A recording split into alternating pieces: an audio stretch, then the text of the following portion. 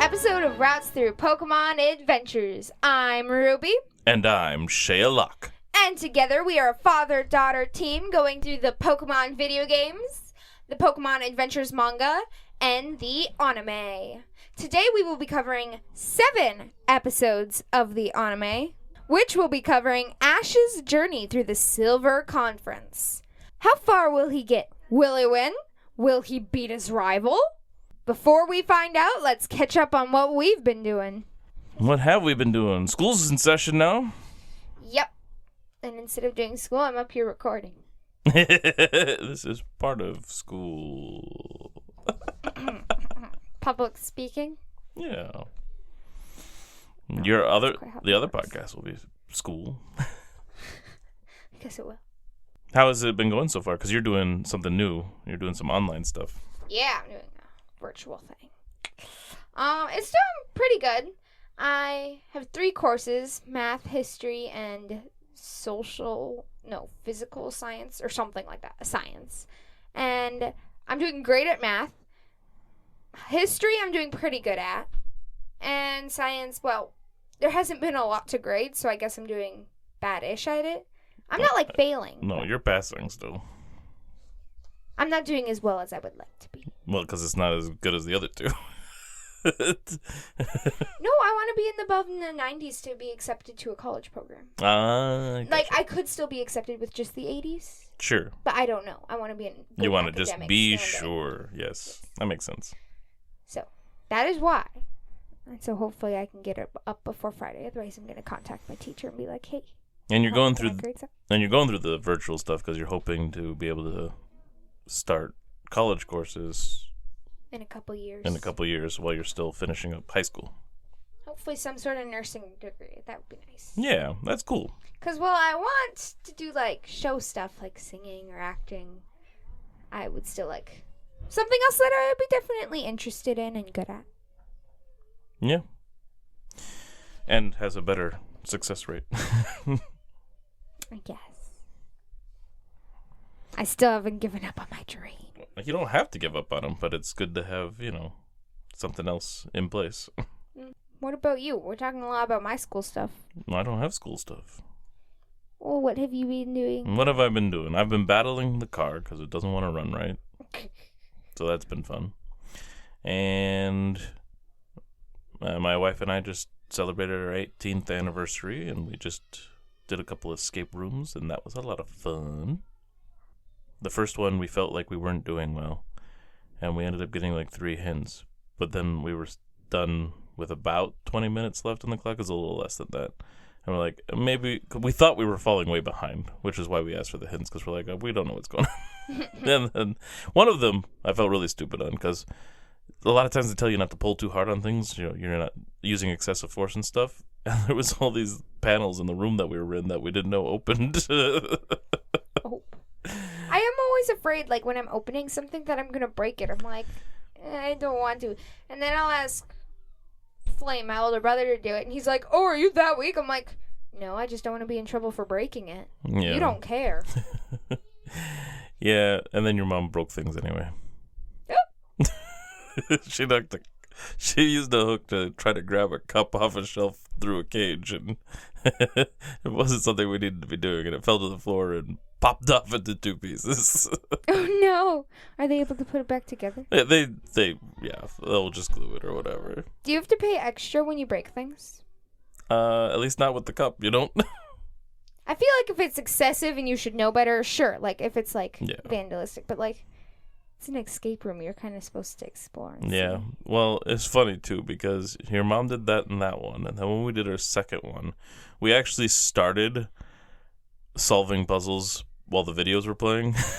Because we just saw, the first video was just talking about the kind of ideas of escape rooms and the rules and everything, which is just the same video we watched before. So, But then your mom picked up a frog off the floor, which the animals aren't supposed to move. And a few minutes later, not a few minutes, just a little bit later, the video's and don't move any animals. Oops. It was funny. Did she put it back? Well, yeah, she had already put it back before then. But yeah, we jumped the gun on that one, and we finished that one without any hints, and we still had over 20 minutes left. Nice. Yeah. I want to do another escape room. Those are fun. They're so fun. And now I've done every escape room in that place, because I did a couple with Flame before, and I've done one with Mom and a bunch of friends for a birthday thing. And then me and Mom have just done a few of them already, and so there's only one there that I have not done. Nice. Yeah. I guess we just have to go to the escape room then. No, Mom wants to do that one with me. What's it called? Cosmic Encounter. You have to take me! I do not. I had a feeling it had something to do with space. Yeah, there's 2 space ones. There's Mission to Mars and Cosmic Did you already Encounter. do the other space one? Yeah, that was the birthday one that we did. Then I should get to go to this space one. No. Unfair. In fact, we purposely didn't do the Cosmic Encounter last night just because she's like, well, when we only have one to do, that's the one I'm really looking forward to. So. That makes sense. So, yeah. So that was a lot of fun. With Pokemon Go, they're changing the level scaling. Like, they're going to add... Like, right now, the level cap is, 50 or something like that. But they're changing the level cap to 70, I think. But they're also restructuring all the level stuff, so you won't have any tasks to complete to level up until a later level now, which I already have those now in my 40. Mm-hmm. And supposedly the gaps between levels will shrink a bit, so people can level up a little faster between levels.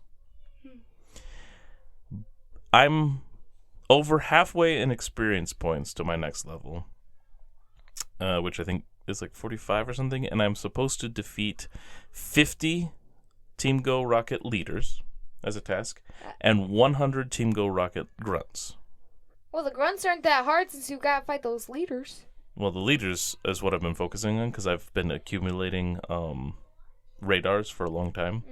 I don't have enough for 50 yet, but I have enough to get through quite a bit, and I've already defeated 21 leaders because I just keep the radars on because I'm going to use them all up, and then the grunts can give me more pieces when I start finishing them up. I did a few grunts, but I'm trying to see if I can, because it's just a little over a month away before the level stuff changes. And so I'm trying to see if I can make that level beforehand. It's a challenge. It's a uphill battle, but I'm trying real hard. Gotta fight for your right to party. I was at camp one time. It was not the camp I went to this summer, but a couple summers ago. And a few of the girls in my cabin started chanting "Bite for your right." Because we were talking about how in a watermelon game people used to attack each other.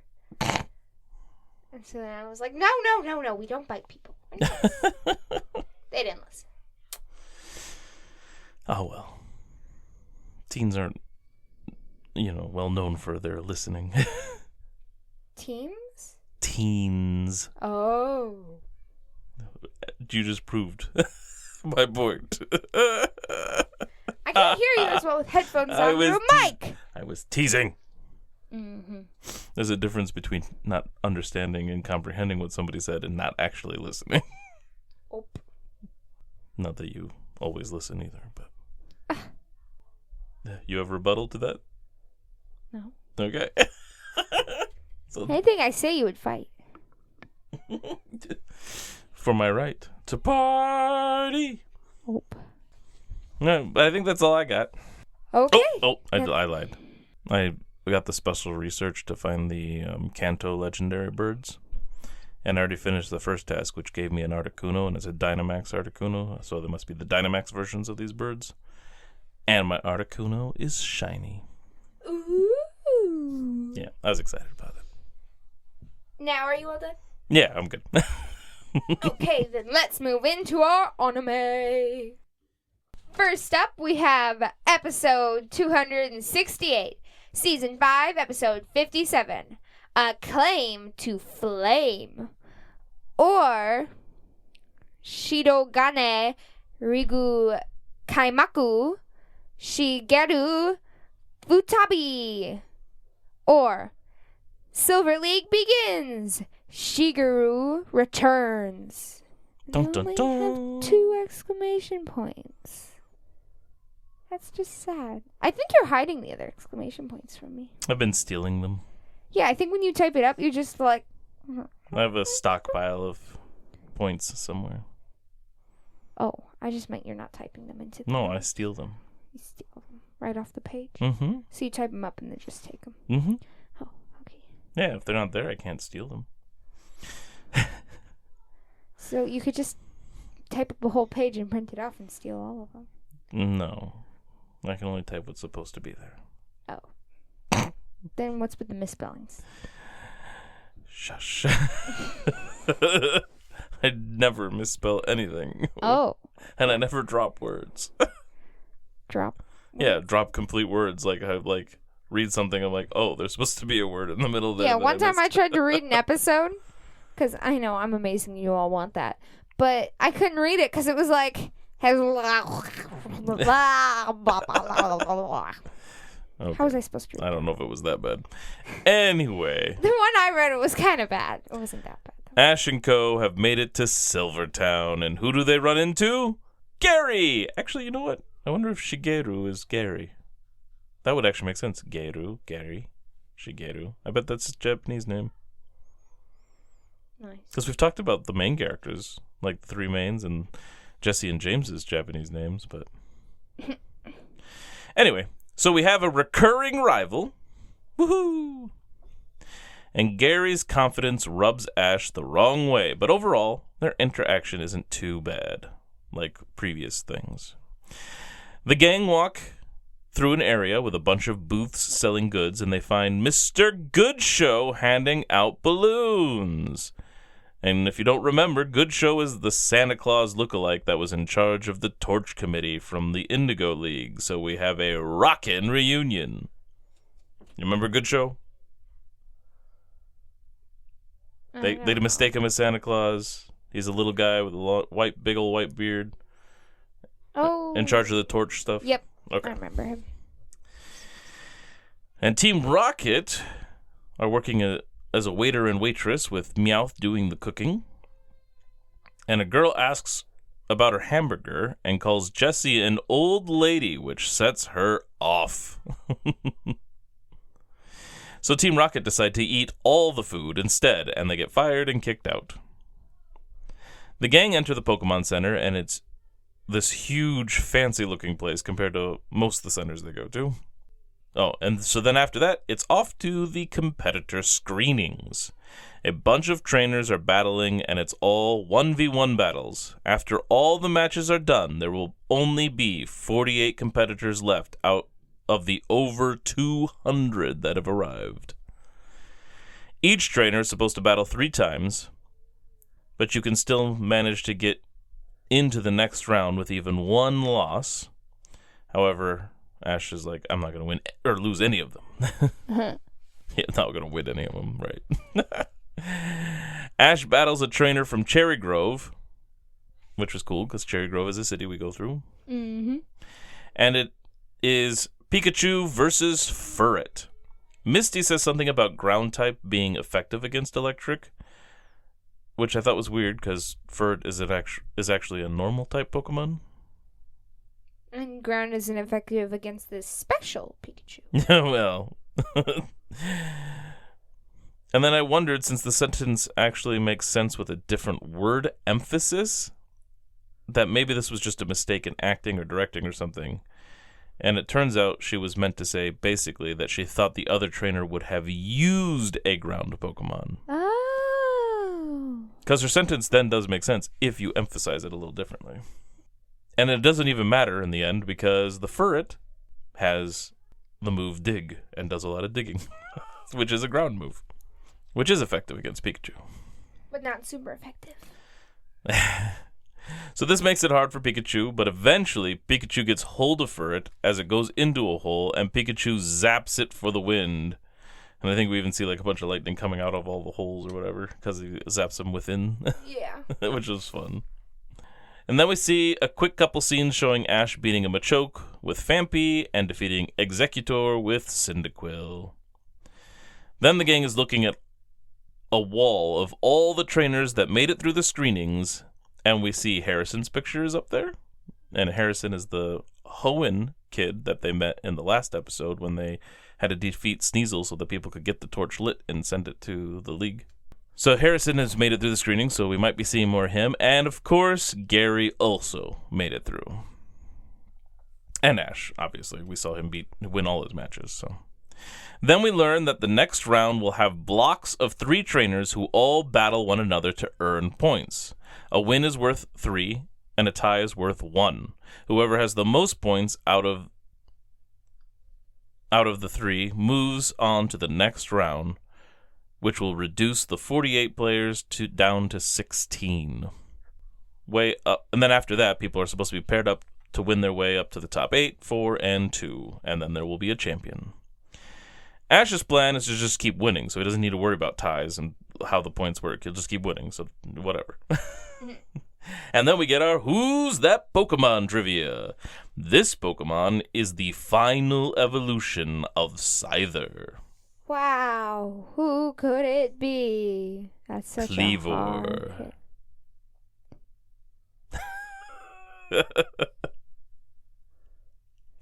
Idiot. Anyway, so that night, Ash can't sleep and goes for a walk with Pikachu. Out by some water, they find Gary, who also couldn't sleep. And after a decent conversation, we cut to the next day. Like, they don't get too antagonistic towards one another. Fireworks are going off, and it is time for the lighting of the torch with the opening ceremony. The competitors are waiting in line to enter the stadium, and Team Rocket, in disguise, bring a weird thing that Ash is supposed to apply for, or else he will be disqualified. Like, you didn't apply for this? Oh, you got to do this, otherwise you're not going to be able to compete. Gary notices Ash get out of the line, and then we see Ash tossed into a room all tied up and Team Rocket opening up with an interesting intro. Well, prepare for trouble since you've been hog-tied and roped. Make it double. It's better than we hoped. At the end, they reveal they have Pikachu locked in some kind of special box.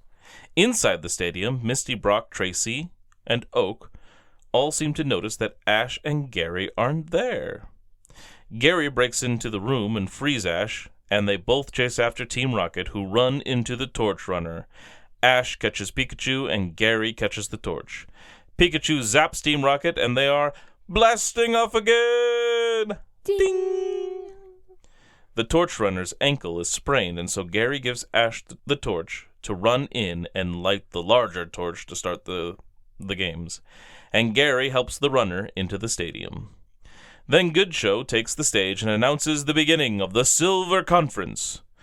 And we do see Harrison right behind Gary in the stadium, but that and his picture on the wall from earlier are all we get of Harrison, and so Ash never encountered him in this episode. So I think that break in this episode, and there having been travel, because Harrison was in the last episode, I think we still don't count a Rockin' Reunion here, and we'll get it later. Okay. Because a lot of times when in episodes back-to-back, we don't call it a Rockin' Reunion, but that's because they've been traveling together, which they didn't do.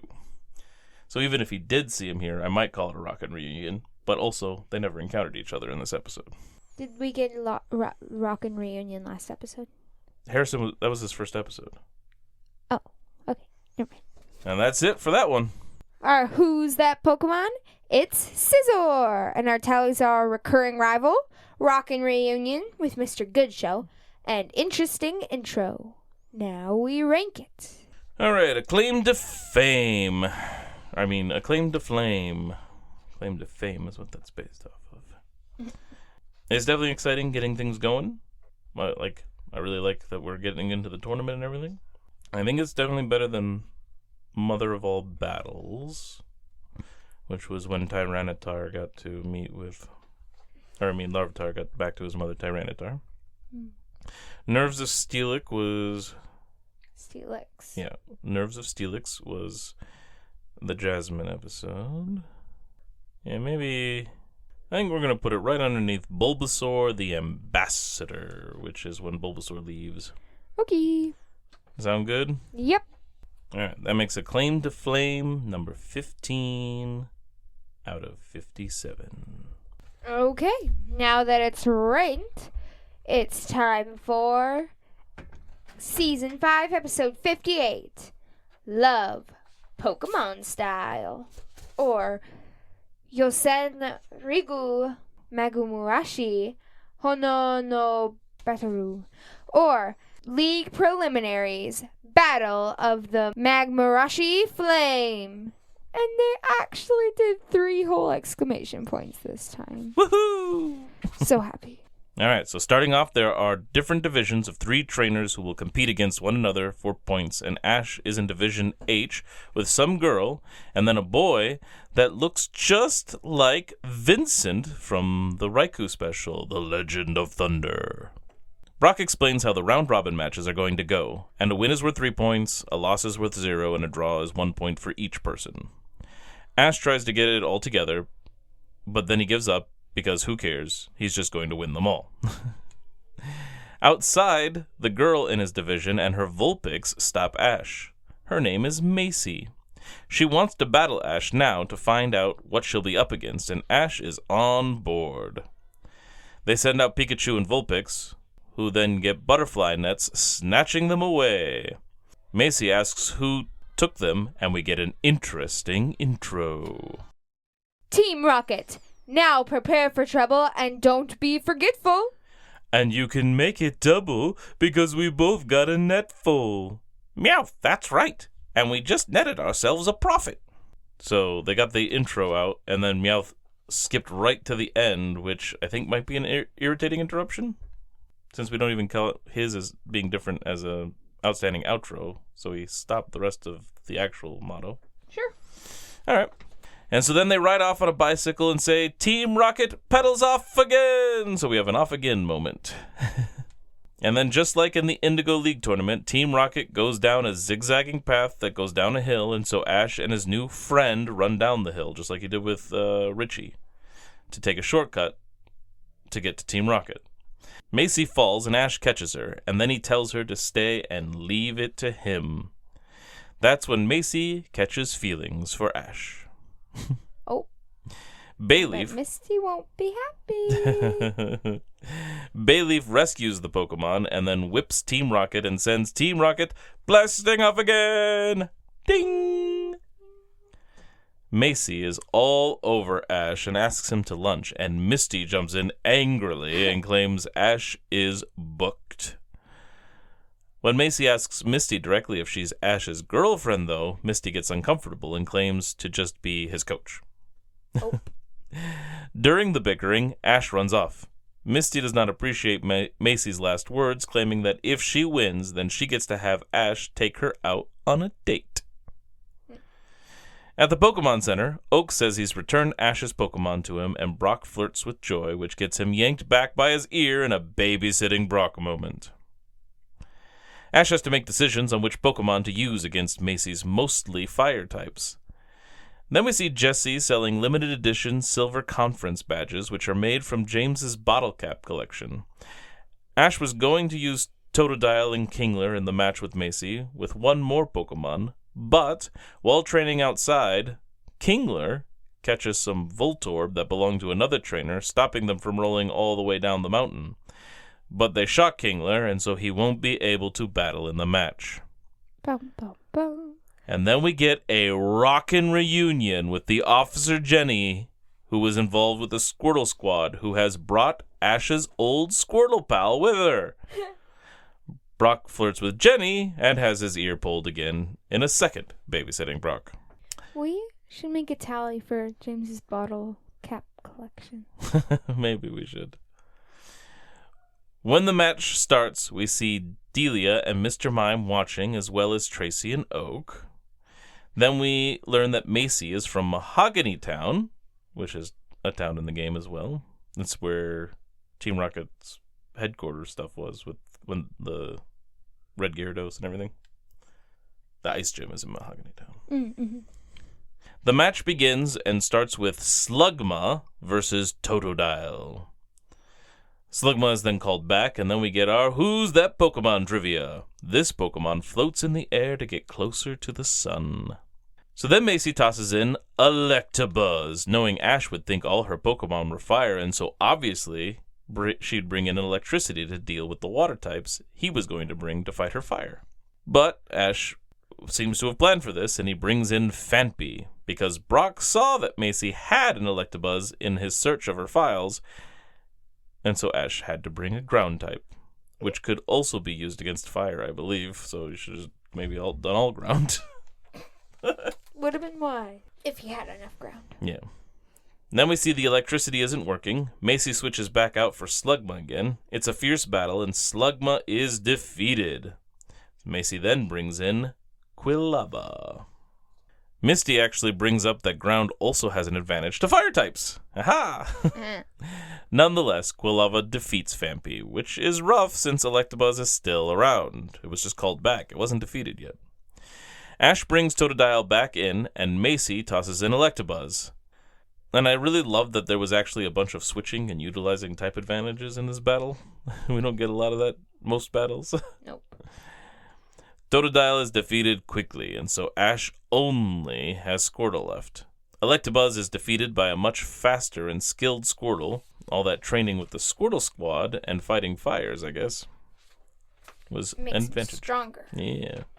He even has an advantage when there's a bunch of smoke at one point, because he's used to fighting fires. So you go into these buildings, all the smoke. Mm-hmm. Squirtle gets knocked on his back and might not be able to get up, but then Hydro Pump comes in for a victory, winning the match for Ash. Team Rocket sold all their caps and did so well that they're going for more. While talking about points with his friends, Ash is interrupted with Macy showing up with her newly evolved Magcargo, who will always remind her of what her and Ash have since it evolved because of their battle. And that's the episode. Who's that Pokemon? It's Skiploom.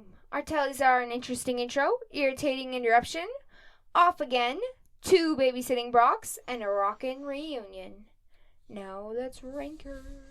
That was enjoyable. Yeah, that was a lot of fun. I mean, maybe somewhere around like right above a Promise is a Promise and Address Unknown. So that makes Love Pokemon Style episode 22 out of 58. Now, Season 5, Episode 59, Taiwan On, or Meganiumu Tai Fushigidane Kusa Taipu no Iji, or Meganium versus Fushigidane, Spirit of the Grass Types. All right. The second Division H round is Macy versus Vincent. Jackson, as he's called in this one. Because the Legend of Thunder changed everybody's names to something weird, including Eugene being Eugene, I think. He's also wearing a cape again, like he did in the other one, which was to impress the girl from the trio since she was infatuated with Fabulance, partly because of his cape. Recall Fabulance? Mm-hmm. He looks right into the camera and says hi to Denny and Yoshi, which makes me think that might be the names of the 2 friends from the Raikou special. Quite possibly. Who were called Jimmy, and I actually don't remember what the girl's name was. So after the opening credits, we find that Macy's Magcargo and Starmie were already defeated, and so were Jackson's Golduck and Quagsire. So all that's left are Quilava and Poliwhirl. Jackson tries to give Poliwhirl a command, but trips up on his cape, and Quilava defeats the water Pokemon, giving Macy 3 points now, and tied with Ash. Which means if Ash loses against Jackson, it'll make a 3-way tie. And they'll all have to do the round robin again. But if Ash wins against Jackson, or even just ties him, then Ash has the most points and moves on. Bulbasaur and Squirtle get to play with one another after not seeing each other in a long time, and so Ash and Co. let them play outside as they go into the Pokemon Center, where they find Professor Elm on a video call with Jackson. We find out that Jackson got his Chikorita from Elm, which is what started his whole journey. His Chikorita is now a Meganium. Outside, Squirtle and Bulbasaur find an apple in a tree. Bulbasaur grabs it with a vine, and then another vine wraps around it right after, and it belongs to a Meganium with an Azumarill next to it. I don't like this Meganium and Azumarill. Yeah. They're quite mean. They are. The tug of war pulls the apple in half, and so each grass Pokemon gives the half to their water Pokemon friend. Squirtle is about to eat his half, and then Azumarill chucks hers right at Squirtle, hitting him in the head, and giving Azumarill and Meganium a good laugh. The jerks. Squirtle goes to have a fight, but Bulbasaur, the ambassador, stops him and even gets smacked by Azumarill himself. But Bulbasaur still maintains composure and helps get Squirtle to leave. And then Meganium trips up Bulbasaur on purpose, and that was the final straw. They start fighting, and the trainers inside learn of it. Then we get a rockin' reunion with Harrison, who uses his Miltank's heal bell to stop the fight. Officer Jenny shows up to investigate a report of Pokemon fighting, and Harrison says there wasn't any fighting but just Pokemon practicing.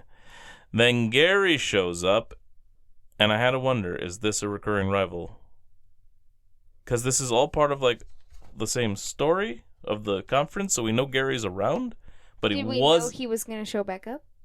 Well, yeah, he made it to the preliminaries, I guess, so we kind of assumed he would.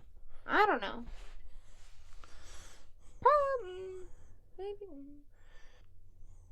Yeah, since he wasn't here last episode, I'd say so. Okay, we'll call it a recurring rival then. And he also backs up what Harrison was saying. So they all lied for Ash, basically, and Jackson. Because they knew that Pokemon fighting, like they were, could lose trainers' points or even get them disqualified. When the gang is researching Jackson for the battle, images of his Pokemon pop up, and one of them is a Magneton, but it is shiny! So we have a shiny count. The next day, the battle begins, and it starts with Azumarill and Pikachu. It's actually a little rough, but Pikachu wins. Then the shiny Magneton is sent in. Pikachu is defeated, and so then Ash throws in Cyndaquil, which Brock and Misty comment about the advantage it has against Steel-type, because Magneton is also that. And weak to fire, then. More accurate things being discussed. Always makes me happy. However, Cyndaquil is also defeated. Oh. The fire Pokemon was for Meganium, so now what? Ash tosses in Bulbasaur, and we get our Who's That Pokemon trivia. This Pokemon's super long ears help it hear underwater. It's also a jerk. An exciting battle, and then Bulbasaur takes down Magneton. Finally, it is time for Meganium. The battle is brutal, and both won't give up. But after they both blast a solar beam at one another, they collapse, and the match is a tie. Shockers, and it was called Tie One On.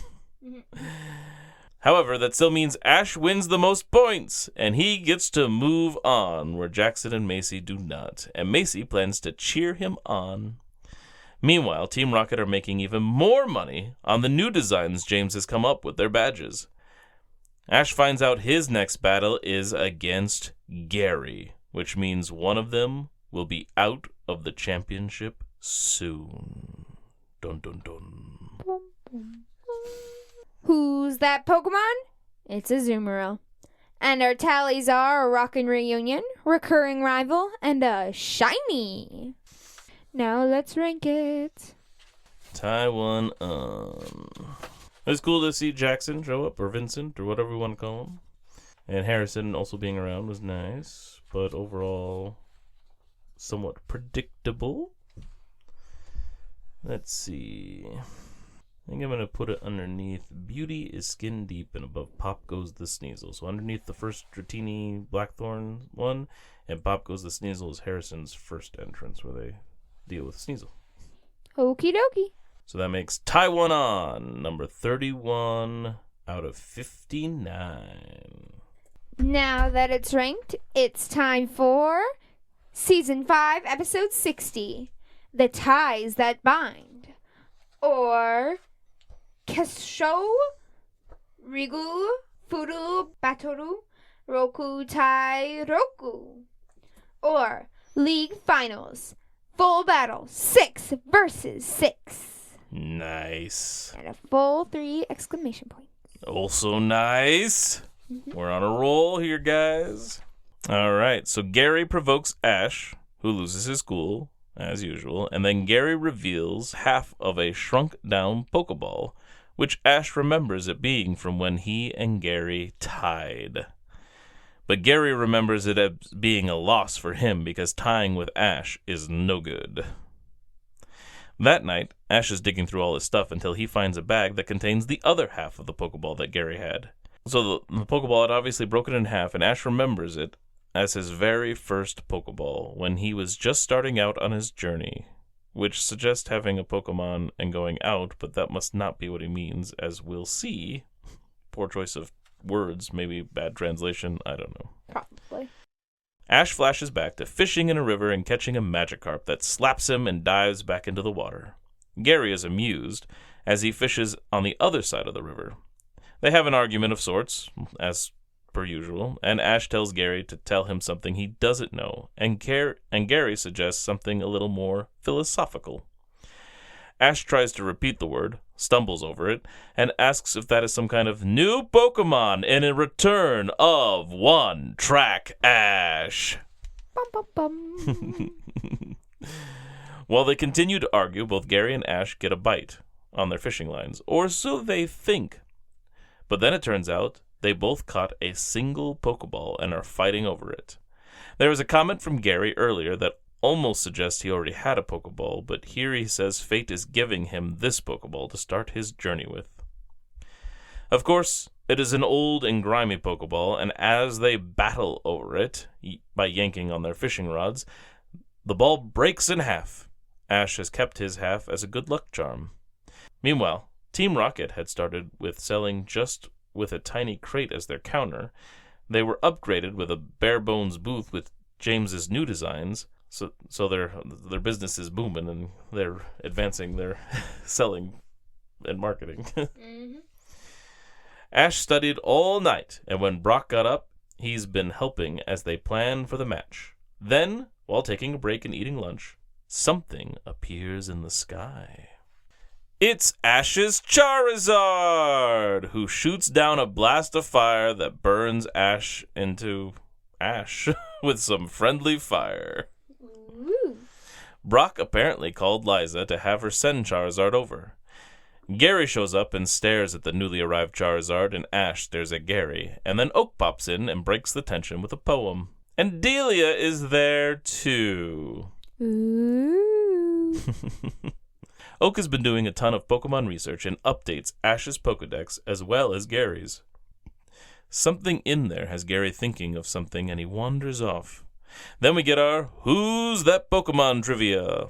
The rings on this Pokemon's body glow in the dark. Ooh. Team Rocket have a large storage area and machine for making badges now. They are definitely doing very well for themselves. Back at the tournament, we learn that the battlefields will be randomly chosen and constantly changing, and the battles will be 6-on-6. We see Harrison win against Machoke with his Sneasel that we saw him get in the episode where they, had to battle Sneasel because he kept it. And he wins the first match. Then it is time for Ash and Gary. The randomizer for the battlefield picks a rock field, and Gary gets the first move, so he sends in Nidoqueen, and in response, Ash... Nidoqueen? Yeah. And in response, Ash brings in Tauros. Soon after, Tauros is defeated, so Ash sends in Heracross! Yay! Missed him, didn't ya? Mm-hmm. Gary decides to switch out Nidoqueen for Magmar, which has an advantage against Heracross. Despite that, Heracross defeats Magmar.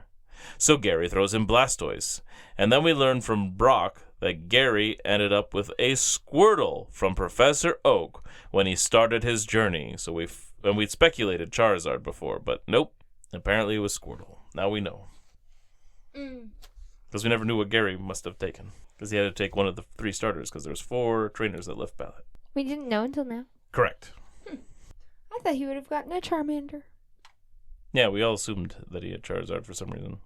Or Charmander that evolved.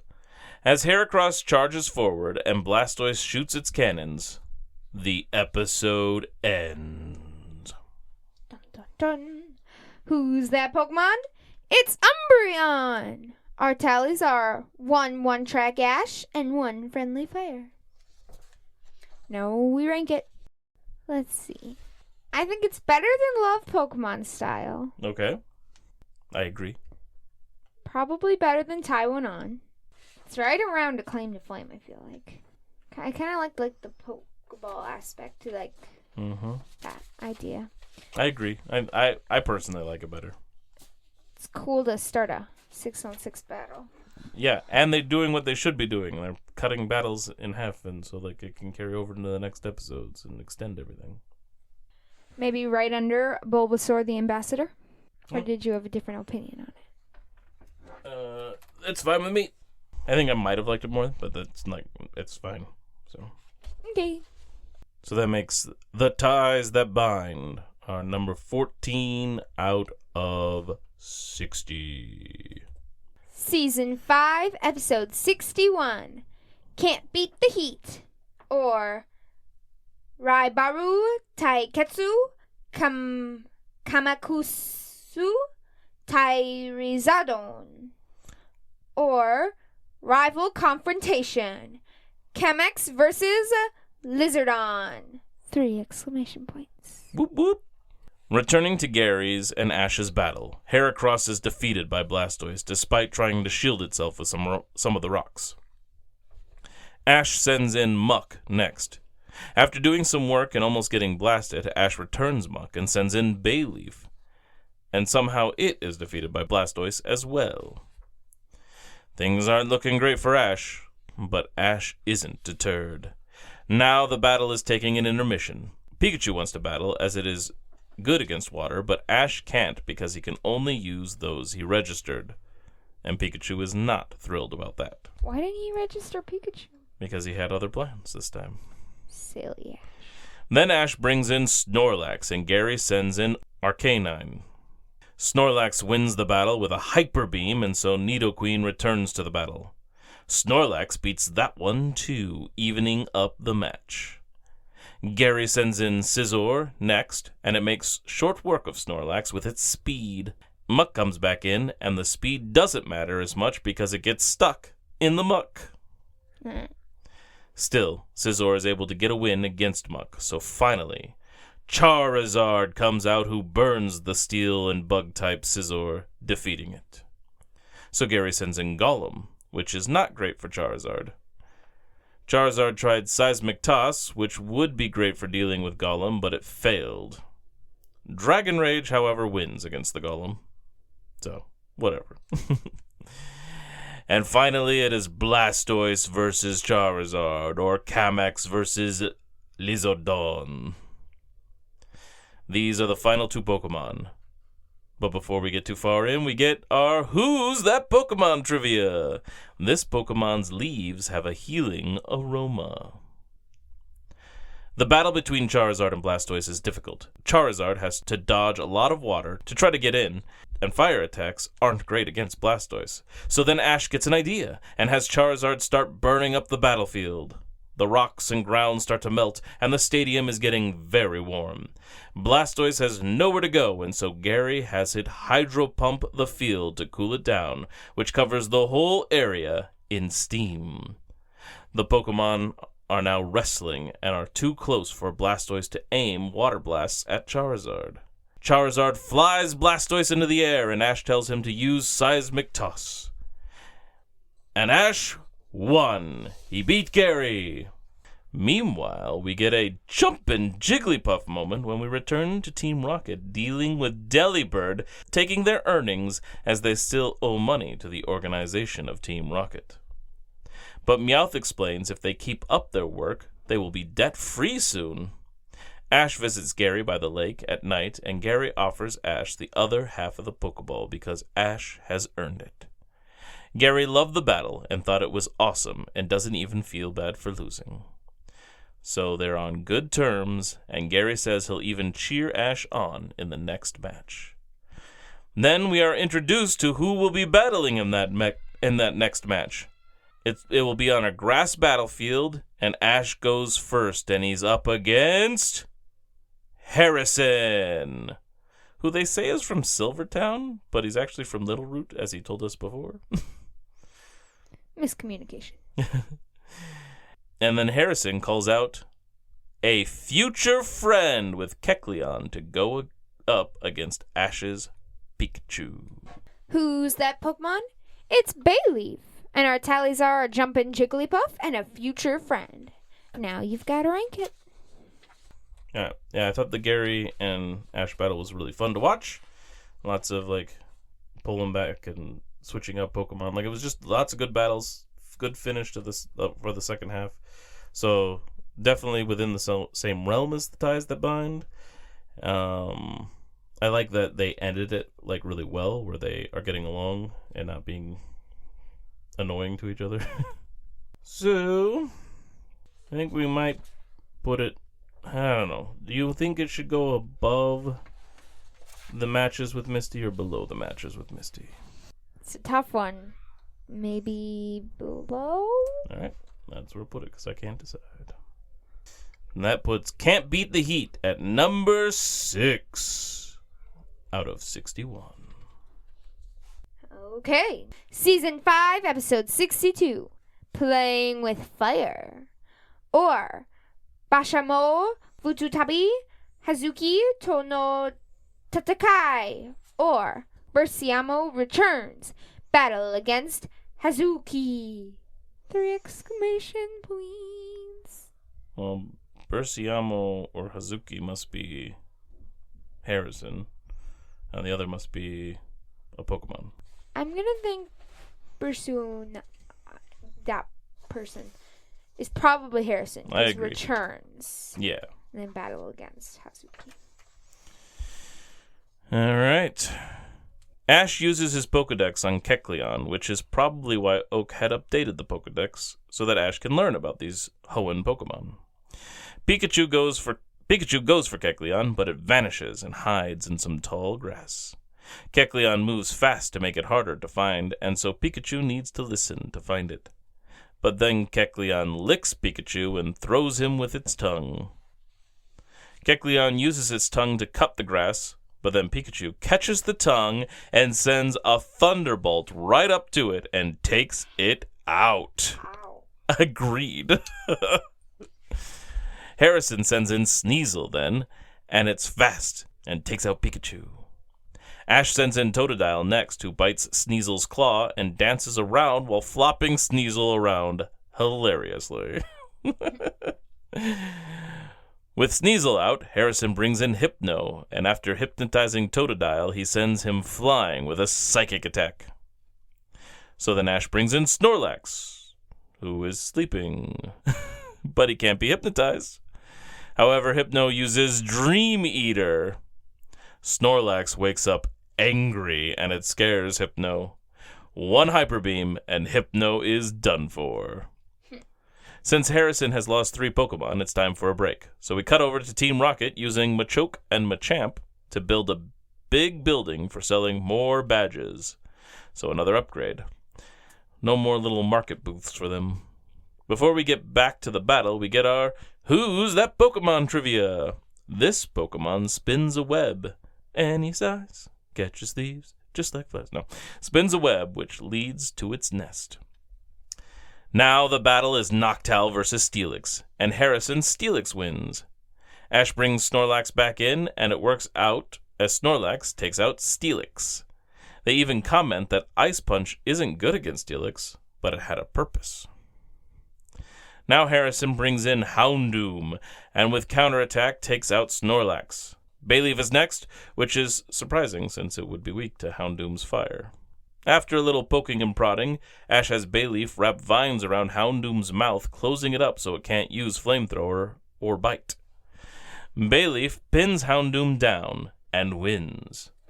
Harrison now has to use his final Pokemon, and it must be a starter from Hoenn as he brings in Blaziken, the final evolution of Torchic, and he's a future friend. And once again, the updated Pokedex is helpful because of the new Pokemon.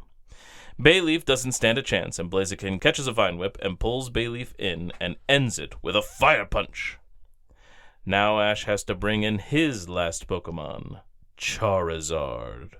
The two fire starters blast flamethrowers at each other, and we end right there. Bum, bum, bum. So another split battle. Lots of those. Who's that Pokemon? It's Ariados. And one tally for our future friend, Blaziken. Ranking it time. Maybe like right under Claim to Flame? Sounds good to me. Which makes Playing with Fire number 18 out of 62. Season 5, Episode 63. Johto Photo Finish. Or Furu Batoru no Hate ni Sorezore no Michi. Or To the End of the Destiny Battle. Respective way. Another 3 exclamation. They're doing great. They are. I'm going to have to count them up after this and see how many there is. I think our last streak was 10. Yeah, the first one here was not 3, so if the one after... Wait. Yeah, this is our last episode for the week, so... Yeah, you got 6 so far. So if they can pull 4 more... They can't, because there's only 2 episodes more. I don't go based off of season. Oh, I see what you're saying. I mean, like, maybe I'll do this one based off of season and the most will be 10, but then, like, it'll also go overall. Yeah, no, I get you. That makes sense. Well, hopefully the next season starts off strong. Season 6. Better. All right, so the battle between Charizard and Blaziken begins. There is dodging, flamethrowers, flying, jumping, and then Charizard seismic tosses Blaziken, and Charizard No, he doesn't. Blaziken gets back up, and Brock explains to Misty that as the seismic toss was going on, Blaziken blasted the ground with Flamethrower Quick to cushion the blow just a bit. More fighting, and both Blaziken and Charizard are battered and worn out. A Dragon Rage against Flamethrower explosion caused a lot of damage, and both Pokemon are down. Then they are both struggling to get back up. And they both do it! But then, when Ash tells Charizard to do a Flamethrower, he goes for it and collapses. And Harrison, which they say from Silvertown again, wins! But Ash made it to the final 8 this time, when he only made it to the final 16 in the Indigo League. Good job, Ash. Outside, Officer Jenny heads back with Squirtle, so he has to say goodbye to his Squirtle pal again. And Brock is sad to see Jenny go. Oak and Delia need to head home again, for some canoodling, I'm sure. Then we cut to Team Rocket's building with a bunch of angry customers outside. They want badges, but Jesse and James don't have any badges to sell as they're waiting for an order to arrive. We cut to another battle, and we see a Rhyhorn defeat a Houndoom. It's Harrison's, and this was the last Pokemon for both him and his opponent in the semifinals. Harrison loses to John Dixon from Cento Cherrytown, which is not in the games. Just because it doesn't exist, but they also put Harrison in the wrong town, so maybe they're just misreading everything. Yeah, maybe they mean Cherry Grove City. Yeah, that's probably what they meant. Harrison couldn't battle with Blaziken because it needed rest. Then we get our Who's That Pokemon trivia. This Pokemon is the final evolution of Larvitar. The gang show up that evening to visit with Harrison and make sure he's all right. Harrison asks if Ash is from the same town as Professor Oak, who we heard a lot about from Professor Birch, I think? Must be the Hoenn professor. Harrison says he is a researcher in Little Root Town. While Harrison explains Birch's personality, we get a shot of him we get a shot of the professor himself sitting in some grass by some water, where we are treated to sights of a Sharpedo, Wailmer, Zigzagoon, Lotad, Seedot, and Shroomish in a big dump of future friends. Oh my. Harrison then recommends to Ash that he should visit the Hoenn region, even if it is just to meet Birch. Then their conversation is interrupted by a scream, Ghosts are floating around by a balcony, which scares some ladies. Ash sends in Noctowl to use foresight and reveal a trio of Misdreavus. Gary shows up and suspects they're looking for something. The gang follow the trio of Misdreavus to find another one trapped under a tree. Everyone works together to free the poor pinned Pokemon. Once reunited, all the Misdreavus fly off. Gary then expresses how there is so much more to learn about Pokemon, and so he's decided to become a Pokemon researcher, like Oak. That also means that the Silver Conference is the last competition he is participating in, which suggests that Gary isn't really a rival anymore, possibly. He's still a rival. The final match sees a Rhydon defeated by a Rapidash, and we learn John Dixon is the one who won the whole tournament as they drop his name and town again. The Cento Cherry Town or whatever. Cherry Grove City. Yes. And they say it like 50 more times, by the way. Like, they say that the town name, like, more than they say, like, any other town name, I think.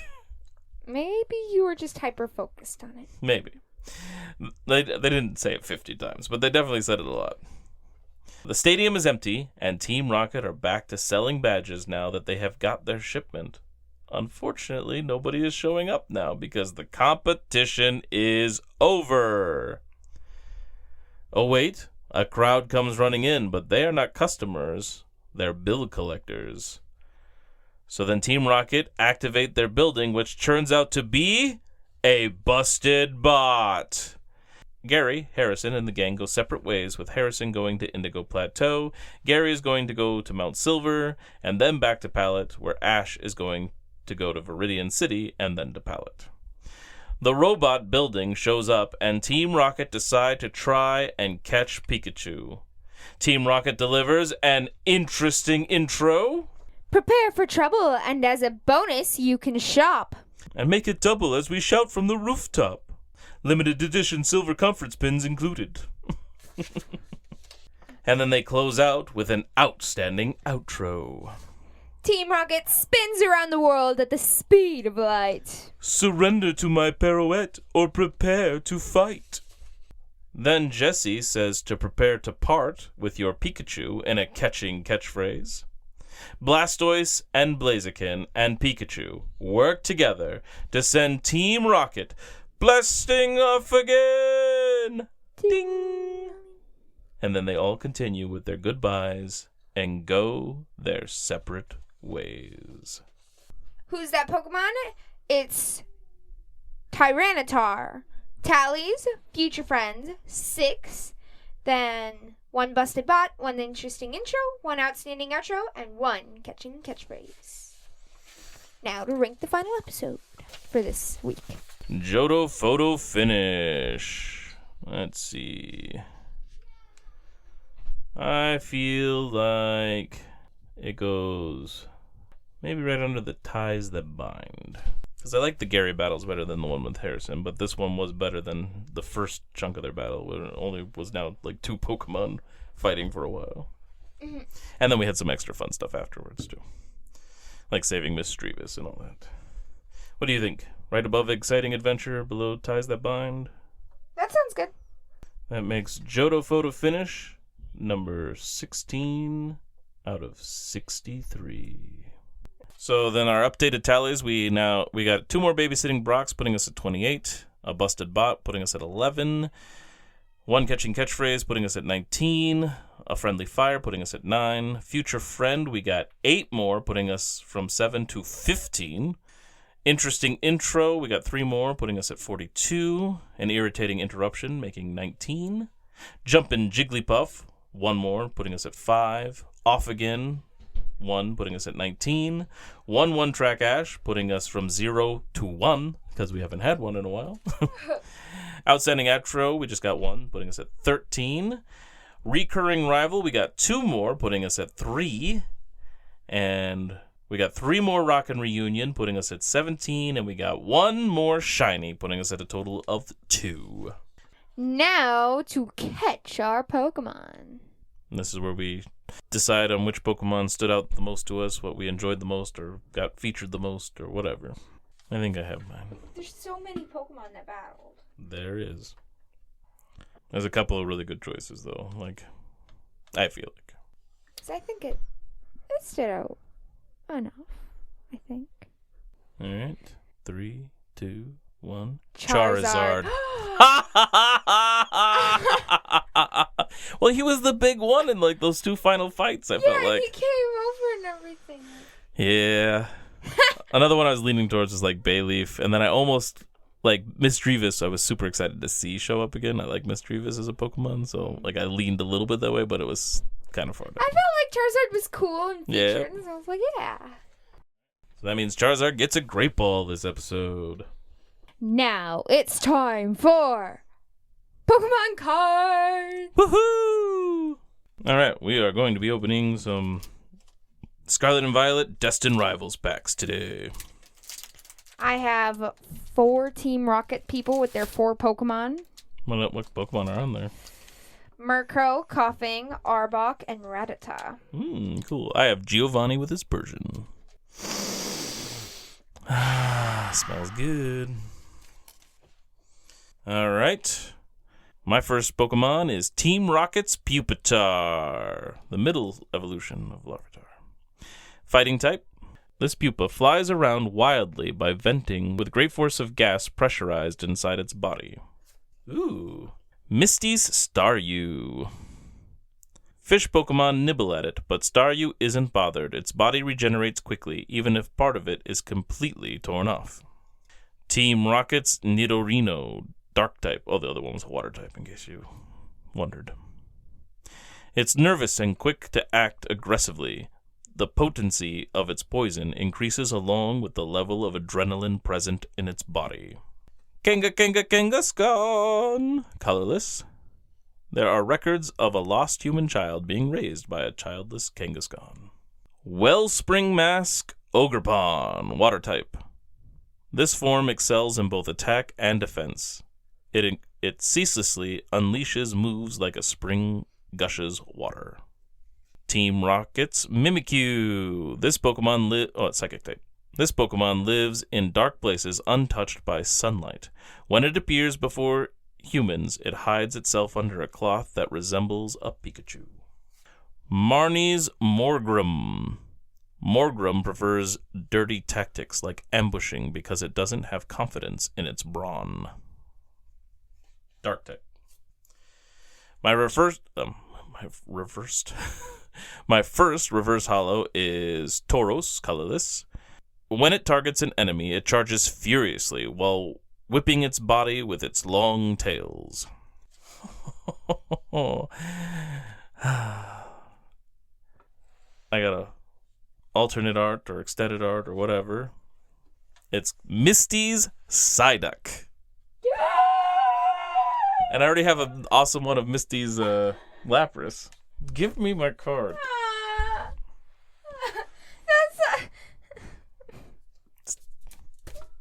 Do you want that rocket? I'm gonna have like a Misty deck soon. No! Do you want that like Giovanni in Persian? Ability, Flustered Leap.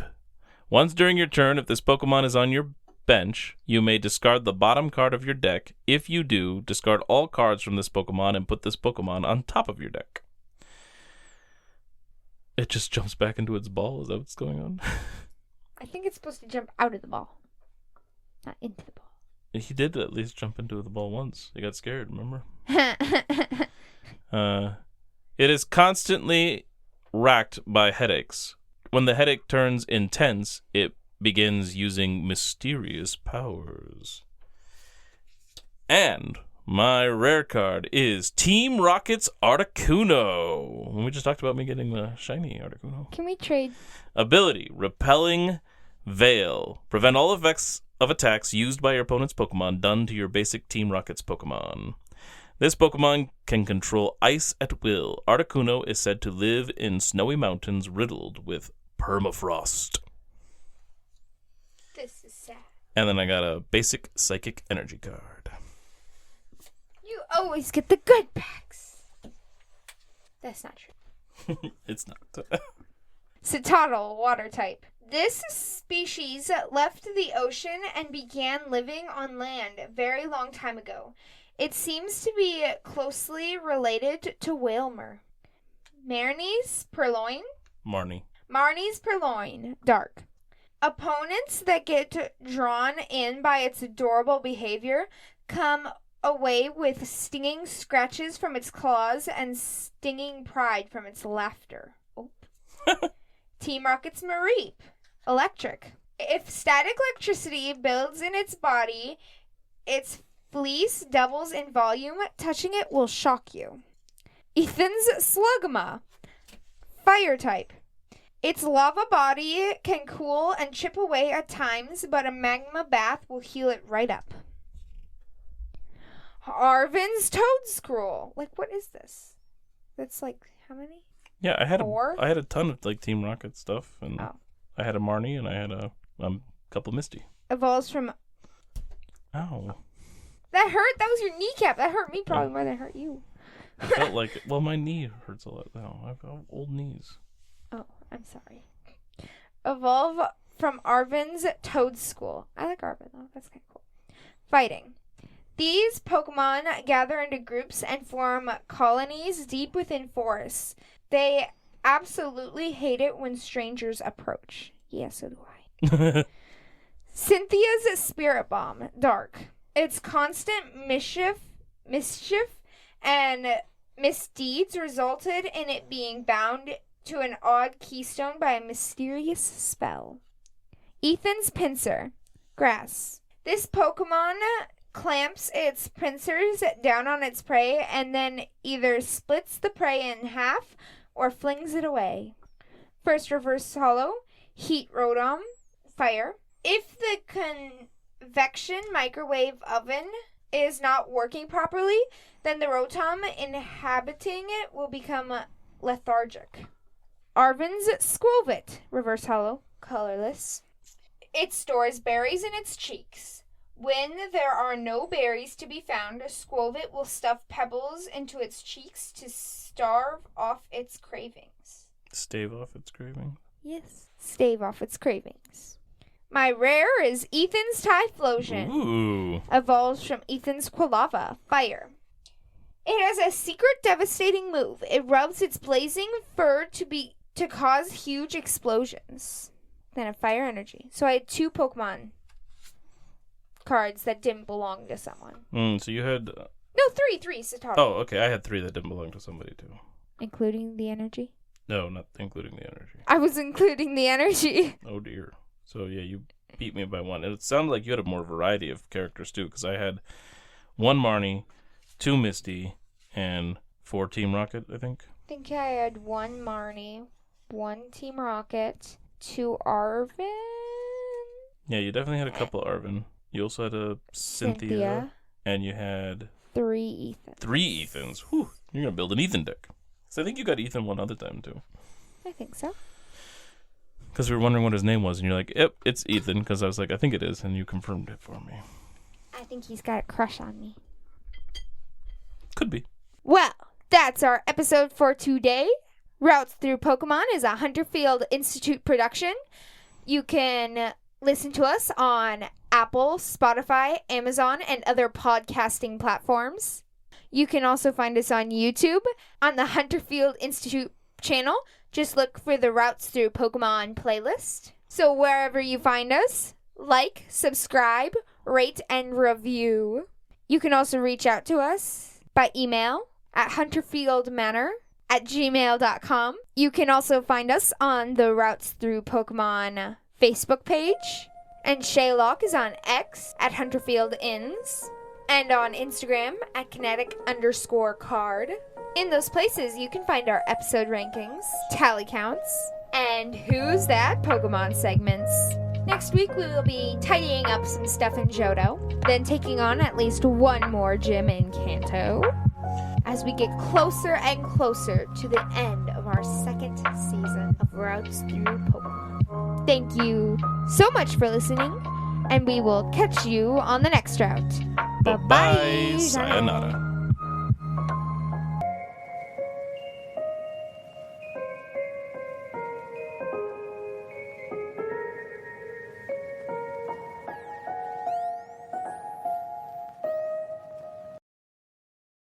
Part 54. The Haunted Tower. Ah! Murasaki screamed as the Gastly flew toward his face. He didn't know what the ghost Pokemon would do to him, but the angry look in its eye told him it was nothing pleasant. Ronin Bone Club! From seemingly out of nowhere, a Cubone came crashing down with a large bone wielded in a two-handed grip. The bone crashed against the Gastly, causing it to explode into gas that soon faded into nothing. The old woman that had sent the ghost Pokemon into battle suddenly crumpled to the ground. Shocked, Murasaki blinked at the Cubone that now stood just a few feet away where the Gastly had been. What the... Good work, Ronin! Came the same voice that had shouted commands to the Cubone a moment ago. Murasaki turned to see who it was just as she approached him and the Pokemon.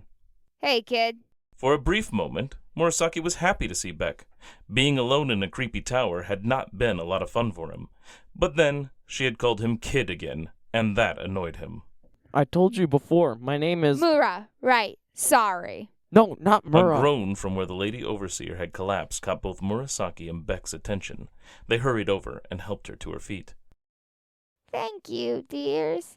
I don't know how long I was out, but ever since that Gastly took possession of me, I fear I may have failed to prevent a terrible tragedy.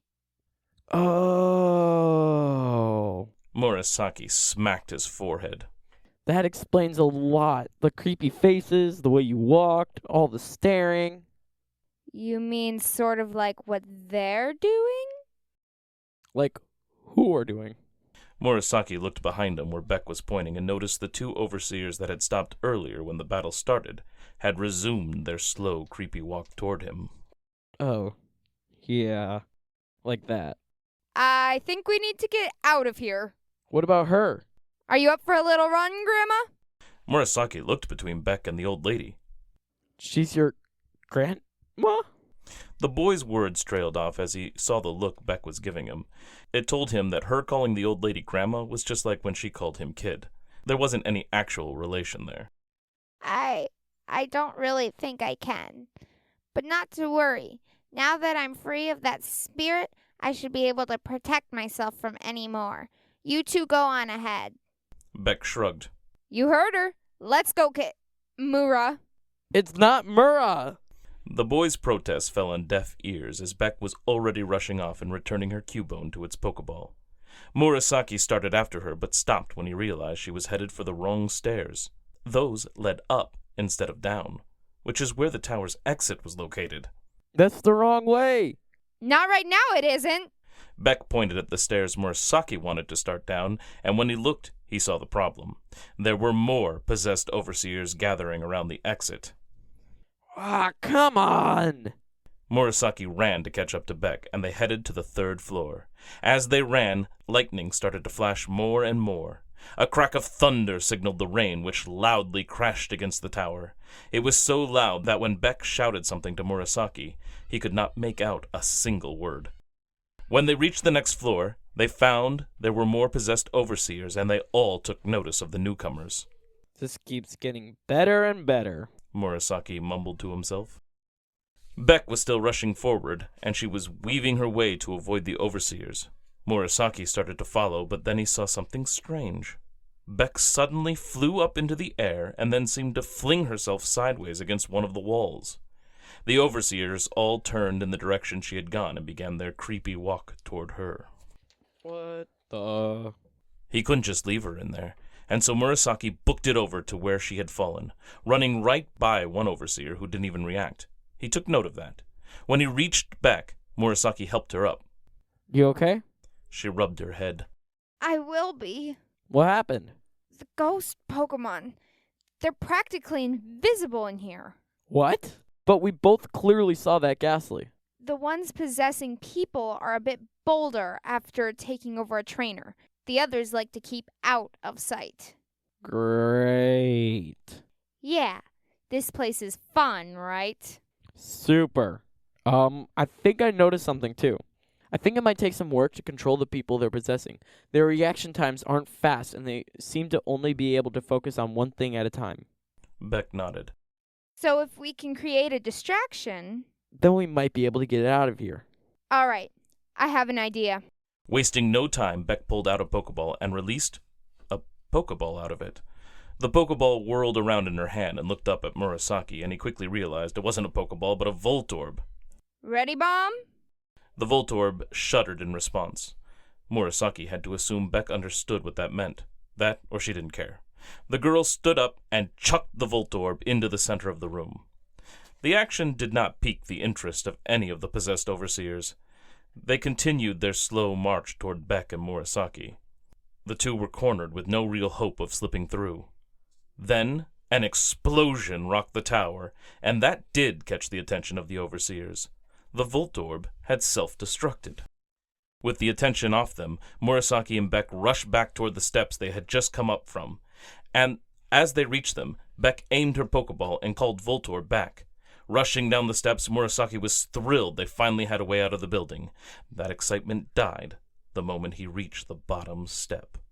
What the? Right in front of them, in the center of the room, was a horde of overseers that had gathered around the still dissipating smoke where an explosion had occurred. Beyond the gathering, at the opposite end of the room, was a staircase leading down.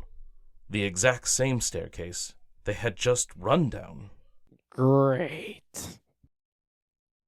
To be continued.